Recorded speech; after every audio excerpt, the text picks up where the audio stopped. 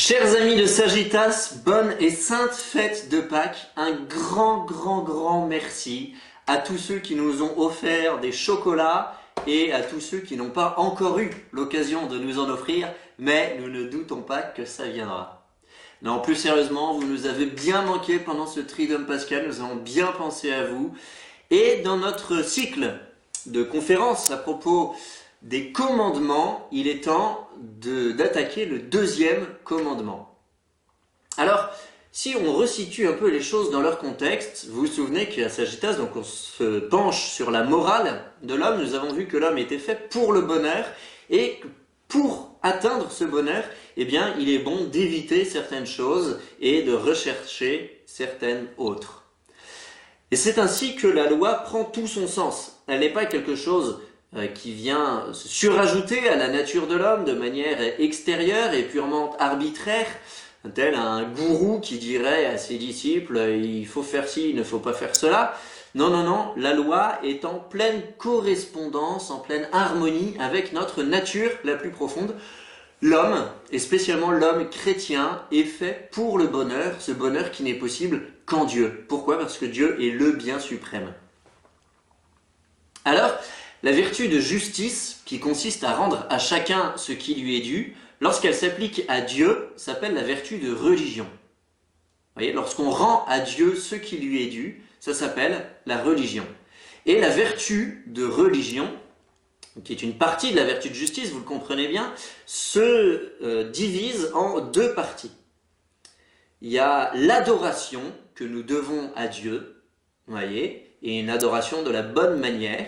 Ça, c'est le premier commandement. Tu adoreras Dieu seul et tu l'aimeras plus que tout. Eh bien, nous allons voir la deuxième partie de la vertu de religion qui ne consiste non pas à regarder qu'il faut adorer Dieu et l'adorer de la bonne manière, non, mais qu'il faut respecter son nom parce que son nom est saint. Tu ne prononceras le nom de Dieu qu'avec respect. C'est ce deuxième commandement que nous allons voir aujourd'hui. Il est assez étonnant. Pourquoi ce commandement? D'abord parce que, en effet, il rentre dans la vertu de justice, celle de religion. Voilà, prononcer le nom de Dieu qu'avec respect, c'est dû à Dieu en raison de ce qu'est Dieu, tout simplement. Alors, qu'implique ce commandement et d'où vient-il? Eh bien, il vient du nom même de Dieu. Le nom, qu'est-ce que c'est? Ça désigne toujours ce qu'est la chose de manière très profonde. Vous voyez, lorsque Adam, au jardin d'Éden, a eu comme mission de nommer tous les êtres de la terre, les animaux, eh bien, il trouve un nom à chacun d'eux, et ce nom dit très profondément ce que sont ces animaux. C'est une manière qu'a trouvé la Bible pour nous dire que Adam connaissait la création de manière très intime, de manière très parfaite. Vous voyez, il a une connaissance telle de chacun des êtres de la terre qu'il est capable de donner à chacun le nom qui lui convient. Alors évidemment, Dieu étant au-dessus de toute chose, Dieu étant absolument transcendant, Dieu étant le créateur de l'univers, eh bien, il n'y a pas de nom qui puisse désigner de manière parfaite Dieu, de manière totale. Pourquoi? Parce que Dieu, rien ne peut l'enclore. Étant un être infini en acte, rien ne peut limiter Dieu. Vous voyez, il ne peut pas être contenu dans un nom. Et pourtant, Dieu se révèle à nous. Déjà dans l'Ancien Testament, il nous donne le nom « Je suis celui qui suis » qu'il révèle à Moïse, vous savez, sur la montagne. Je vous invite à relire ce passage extraordinaire de la Bible. C'est le livre de l'Exode au chapitre 3. Dieu qui dit son nom à Moïse. Exode 3,14, simple comme le nombre pi, 3,14. Exode 3,14, vous avez le nom de Dieu. Je suis celui qui suis. Que signifie ce nom? Eh bien que Dieu est l'être par excellence. C'est pas une notion métaphysique de philosophe, machin truc. Non, Dieu étant à l'origine de tous les êtres, eh bien tous les êtres tirent leur être de Dieu lui-même. Dieu est l'être suprême. Je suis celui qui suis. Point barre, c'est je suis. Dieu est je suis. Il est l'être. Il n'est pas un être de telle manière ou de telle manière. Non, il est l'être tout court. Je suis. Je suis celui qui suis. Bon, mais ça c'est une désignation de Dieu qui n'est en fait encore que limitée parce qu'elle n'indique pas la relation d'amour que Dieu veut entretenir entre lui et les hommes. Et spécialement cette relation d'amour en cette fête de Pâques, eh bien, nous apparaît plus particulièrement. Vous voyez, Dieu qui accepte de mourir pour sauver l'homme et de retourner vers le Père, ce passage de Jésus de la terre vers son Père, ce passage qui est le signe le plus profond de la pécha juive, de la Pâque, eh bien voilà qui nous indique l'amour infini de Dieu pour nous. Et d'ailleurs, dans le Nouveau Testament, lorsque les disciples de Jésus lui demandent « Mais Maître, apprends-nous à prier, nous ne savons pas faire, apprends-nous ». Lorsque vous voulez prier, retirez-vous dans votre chambre, dans le secret de votre cœur, etc., etc. Et dites « Notre Père qui êtes aux cieux, que votre nom soit sanctifié ». Bref, toute la prière du Notre Père. Voilà le nom de Dieu qui est le plus parfait, qui arrive à l'achèvement de la révélation, dans le Nouveau Testament. Dieu, son nom est Père.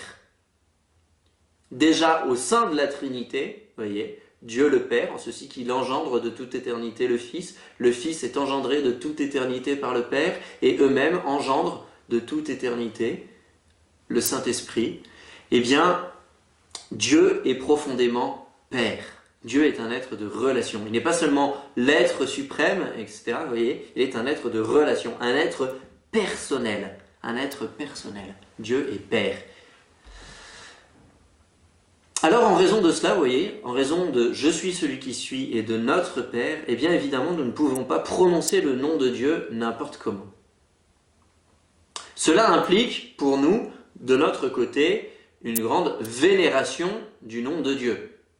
Vous voyez, c'est un commandement qui est d'abord positif.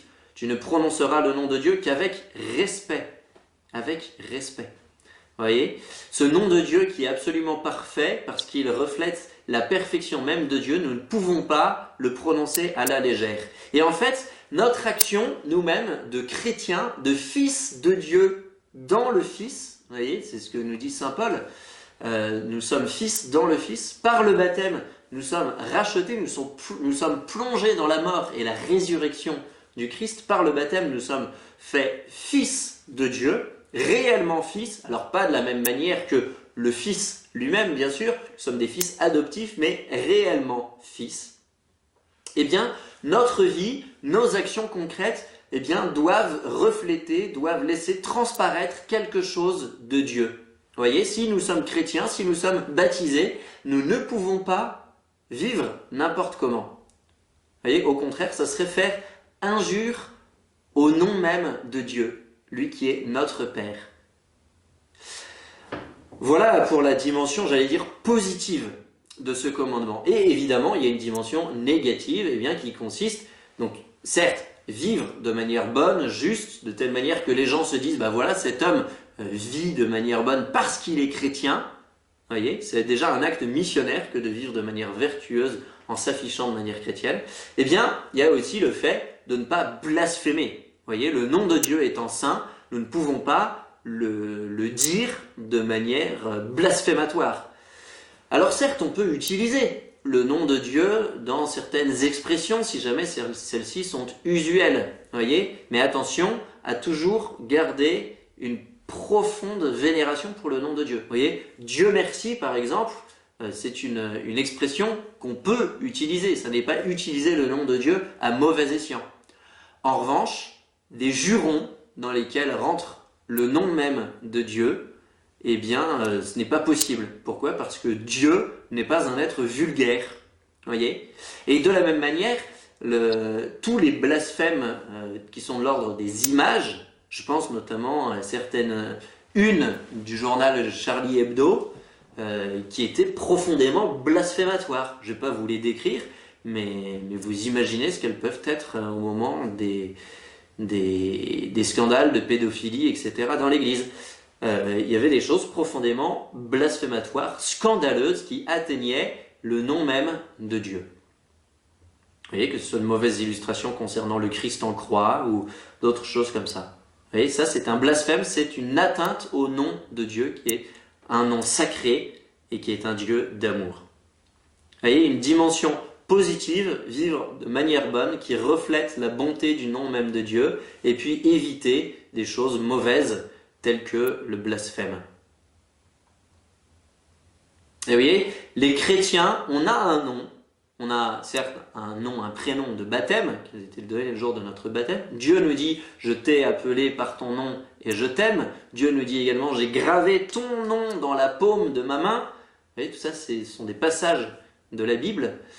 Eh bien, le nom même de chrétien dit quelque chose de nous. Nous appartenons au Christ. Vous voyez, le nom n'est pas quelque chose d'anodin. Le nom n'est pas quelque chose d'anodin. Alors, lorsque nous sommes ou lorsque nous serons parents, nous aurons à choisir des prénoms pour nos enfants. Eh bien, n'ayons pas peur d'utiliser des prénoms qui disent quelque chose de bon, à la fois de Dieu et qu'on a envie que notre fils ou que notre enfant vive. Vous voyez, des noms que ne porteraient pas déjà des saints au ciel, pour un enfant, il y aurait quelque chose de dommageable. Enfin bon, là n'est pas la question. On s'égare un peu. Alors voilà, je vous invite vraiment, chers amis de Sagittas, à réfléchir à cette question. N'ayez pas peur de rester fidèle.